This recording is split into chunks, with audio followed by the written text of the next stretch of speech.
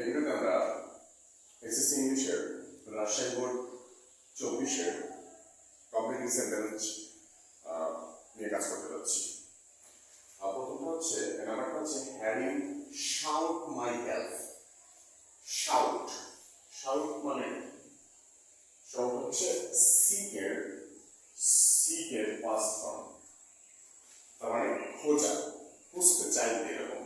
Harry shout my help, তুমি যদি আমার সাহায্য চাইতে, অর্থাৎ এটা ইফযুক্ত সেন্টেন্সের মতো। হ্যাডটা যদি এই জায়গায় চলে যায় এটার পরে আর সেন্টেন্সের শুরুতে ইফ ধরে নেই, তাহলে হবে if you had shout my help, যদি তুমি আমার সাহায্য চাইতে, তাহলে কি করতাম? কোন টেন্স আছে? ইফযুক্ত অংশ পাস্ট পারফেক্ট, তাহলে হবে আমি তোমাকে সাহায্য করতে পারতাম। আই উড বাইরে একটা উড, এরপরে হ্যাভ থাকবে, তারপরে ভার্বের 3 নম্বর ফর্ম থাকবে have.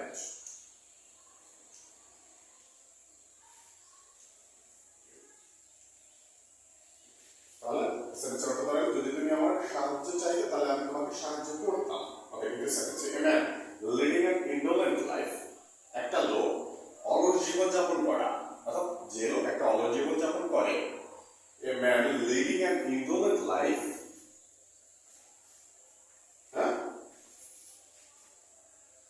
and prosper in life. Prosper in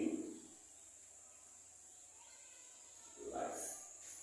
অর্থাৎ অলস জীবন যাপন করা ব্যক্তি জীবনে সফলতা অর্জন করতে পারে না। A man leading an indolent life can prosper in life. জীবনে সফলতা অর্জন করতে পারে না। দ্বিতীয়টা স্ট্রাইক দ্য রড, রডটাকে পিটা, অর্থাৎ এটা একটা প্রভাব। স্ট্রাইক দ্য রড, রডটাকে পিটাও যখন এটা গরম। অর্থাৎ ব্যাপারটা হচ্ছে ঝোপ বুঝে কোপ মারো, যে যখন সুযোগ আসবে তখন এই সুযোগটা লোকে নাও।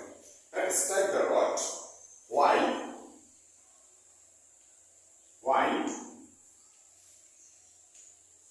it is hot, অর্থাৎ যখনই রড গরম তখনই পিটাইতে হবে, ঠান্ডা হয়ে গেলে পিটাইতে হবে না। তাহলে strike the rod while it is hot, যখন গরম থাকে তখনই রডটাকে পিটাইতে হবে, অর্থাৎ ঝোপ বুঝে কোপ মারো। 2 নম্বর হচ্ছে the man who love their country.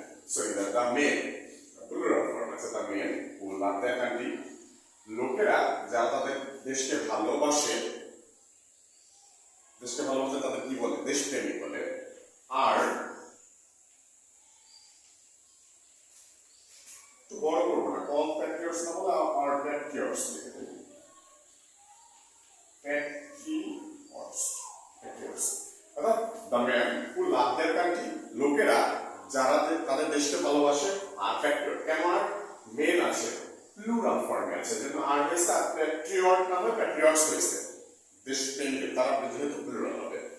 বলছে এই নাম্বারটা, be punctual in your study, তোমার পড়াশোনায়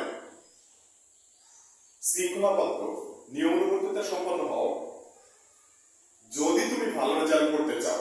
ইফ you want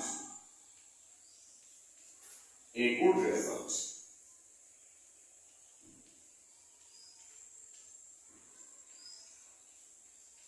অর্থাৎ ব্যাপারটা হচ্ছে কন্ডিশনের মতো, যদি তুমি ভালো রেজাল্ট করতে চাও তাহলে মনোযোগী হও, নিয়মানুবর্তিতা সম্পন্ন হও, অর্থাৎ be punctual in your study if you want a good result. শেষেরটায় food adulteration is a crime. Food adulteration হচ্ছে ভেজাল, মিক্স করা। ফুড অ্যাডাল্টারেশন, খাদ্য ভেজাল, ইজ এ ক্রাইম, একটা অপরাধ। ইট ইজ হাই টাইম, এটাই সময়, এটাই উপযুক্ত সময় কি করার জন্য। ইট ইজ হাই টাইমের পরে পরের অংশে আসলে ফিল করবো উই স্টপ ইট, আমাদের খাওয়ানো, স্টপ না হয়ে স্টপ হবে, ভার্বের 2 number form STOPP, it stopped it. 2 নম্বরটা হচ্ছে childhood is the golden period of life. Childhood হচ্ছে বাল্যবেলা, শৈশবকাল, শিশুকাল। Is the golden period of life, জীবনের সোনালী সময়, ভালো সময়। ওকে, আই উইশ, আমার ইচ্ছা, মনে তো অনেক কিছু ইচ্ছা কিন্তু আর হইতে পারবো না। হ্যাঁ, আমি যদি ছোট হইতাম, বাচ্চা হইতাম, আই উইশ, আই যেহেতু হতে পারবো না, এরপরে কিন্তু কখনো ওয়ার বসে না, কিন্তু এই জায়গায় বসে আই ওয়ার, যেহেতু সম্ভব না, এই জন্য I were a child.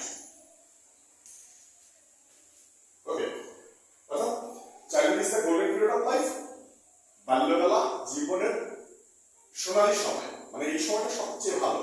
I wish I were child, আমি আমার মনের ইচ্ছা করি, মনে মনে ভাবি, আমার কল্পনা, ইচ্ছা যে আমি যদি আমার বাচ্চা হইতে পারতাম। এই সময়টা scarcely had we got out of home, বাসা থেকে বের হইতে না হইতে।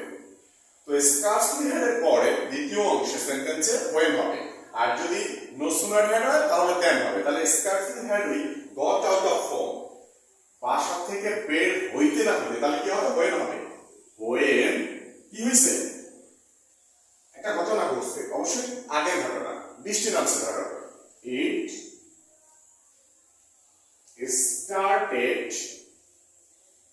started raining.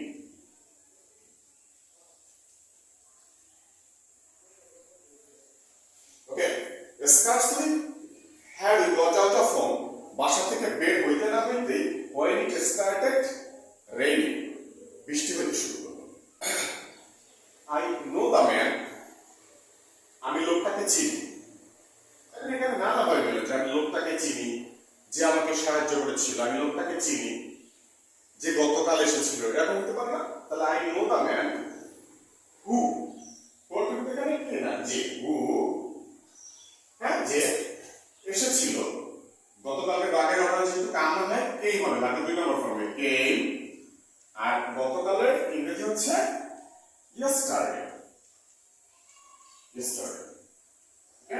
তাহলে I know the man who came yesterday, আমি লোকটাকে চিনি যে গতকাল এসেছিল। ব্যাপারটা হি ফেলস অ্যাজ দো, সে ভাব করে, আচরণ করে যেন সে, অ্যাজ দো হচ্ছে যেন, যেন সে, হি, যেহেতু এই অংশটা প্রেজেন্ট ইনডিফিনিট, পরেরটা হবে পাস্ট ইনডিফিনিট, অর্থাৎ অ্যাজ দো পরের অংশ পাস্ট ইনডিফিনিট হবে। সে সব জানে, কিন্তু সে কিন্তু আসলে জানে না, তার অভিনয়, এটা এমন আচরণ করে, এমন ভাব করে যেন সে সবকিছু জানে। হ্যাঁ, এরকম আছে।